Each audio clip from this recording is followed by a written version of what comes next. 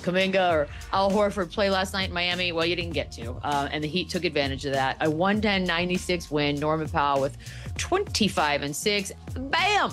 27. Pajemski had 20 and 8. Buddy Hield with his 18. But yeah, all those guys sat out. There were a variety of reasons. It was the 17th game in the last 29 days in 12 different cities that the Warriors have played. And if you haven't been paying attention at home, Kerr's been very vocal about it. Quote, "It's been the toughest early schedule I've ever been a part of in my entire NBA life."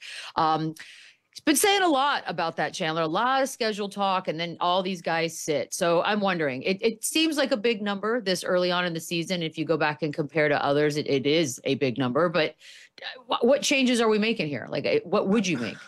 I think it's just the luck of the draw here, right? It's all going to even out. Every team plays the same amount of games. So I get it, especially with a team of a bunch of veteran players that are older. Type of schedule, right? As deep as the Western Conference is, as tough as every single night has been, at their age, there's more load management than a San Antonio, than a Oklahoma City.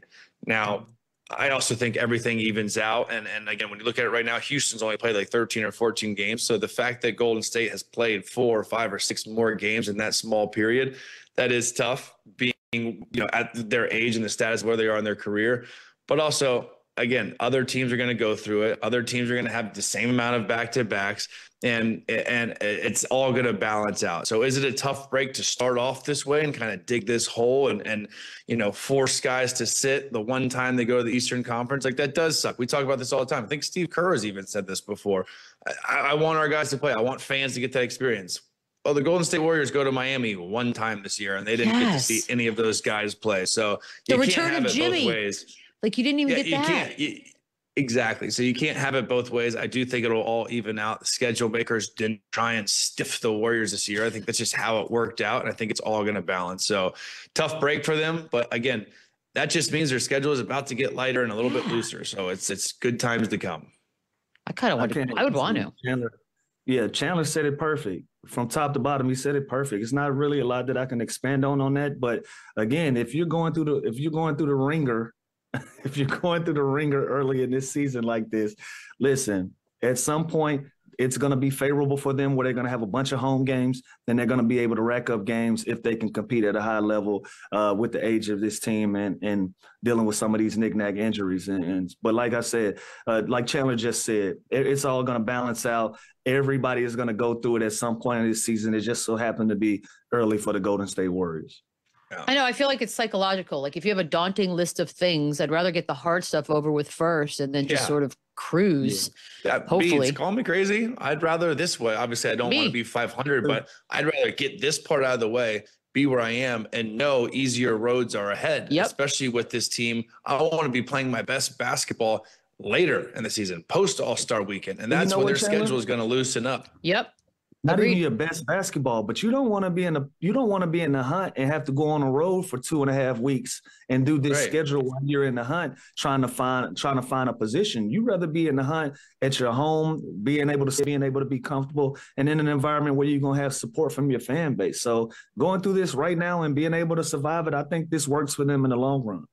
Yeah, it feels like when you ask someone you want the good news or the bad news first, it feels like Steve Kerr wants the good news first, and I don't understand that. I want the bad first. Let me deal. Let me get it over with.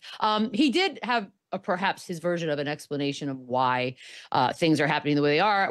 Said the Warriors medical staff, and along with this increased sort of pace paired with all of the schedule and everything else, is why we're seeing so much of these soft tissue injuries across the league. I know we're not doctors, Lou, but why don't we go ahead and pretend we are?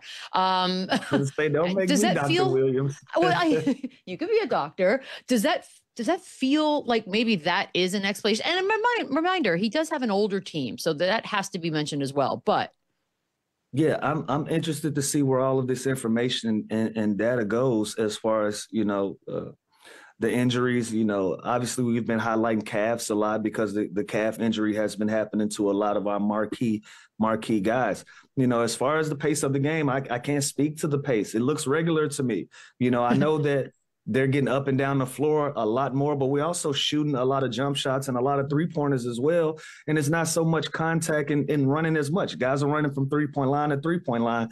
And so that's what's interesting to me, that, with the concerns, with the information and even opinions like mine right now, we just really don't know what's at stake and what's at play here with all of these things. So I'm curious to see where this goes, where this conversation leads to. But, the one thing that we all do know is injuries are a part of the game. There's no way around injuries. Now, what are we to do? Are we to shorten the schedule? Are we to change the style of play? It is what it is in a lot of these scenarios. So no matter what the data shows, the situation is going to be the situation, and it's unfortunate. Yeah. It's always going to be unpredictable in any sport, in any field. You can't predict health. You can't predict if you're going to get sick. You can't predict if you're going to get hurt. That is just life. That is just part of it that you have to deal with. Now, can you shorten the season and lose millions of dollars? Sure. That's not going to happen. Can you tell teams to play slower pace or shorten the game?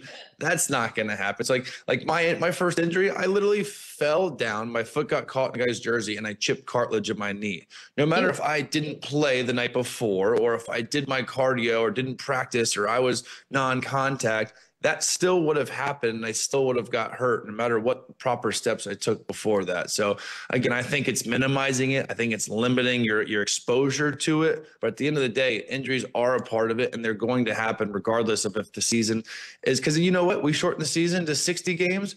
Guys are going to play 46 minutes out of the 48 minutes, and they're still going to have opportunity to get hurt because they're going to want to play more, and they're going to want to play just as fast, and they're not going to want to sit on back-to-backs because there's less games. So I don't think there's a fix. I love that we have all the analytics and all the crazy high-tech science now where the injuries shouldn't be happening, because I think we're the smartest and best we've ever been innovative, like medically. So it doesn't make sense of why, but I think it's also just part of the game. It's part of life. It's bound to happen, and there's no way to stop it. It's unfortunate, but I just don't see it ever being controlled. It's physically impossible.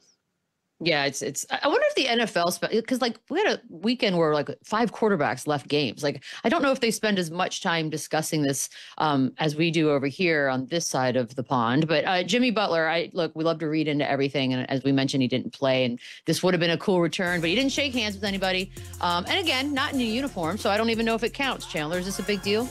I mean, he did fist bump that guy. It doesn't count. Like who knows if he saw them pregame? Who knows if he saw him in the locker room before? Who knows if he had dinner with him last night? Like, we're gonna try and make this a story because all the drama that surrounded that situation and the Warriors and the Miami Heat and his time there and Spoelstra and their beef. But at the end of the day, he could have literally just talked to them during warmups. He could have talked to them during chapel. He could have talked to them any time throughout the day or last night. So I don't look into this.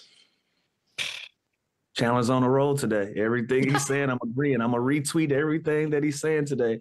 Listen, a lot of times guys get to the arena so early.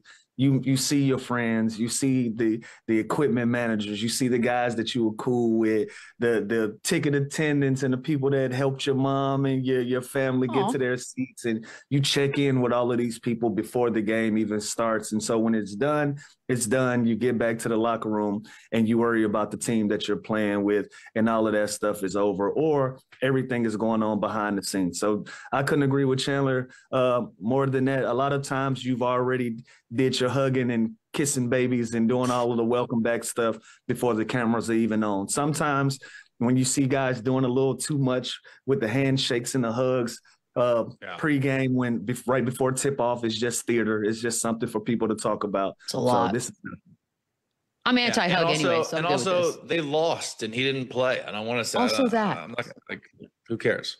Actually, you know what? I think it would have been irritating if he had just hung out and been soshi, because like, you didn't play and you did lose. Like, I'm over all the hugging.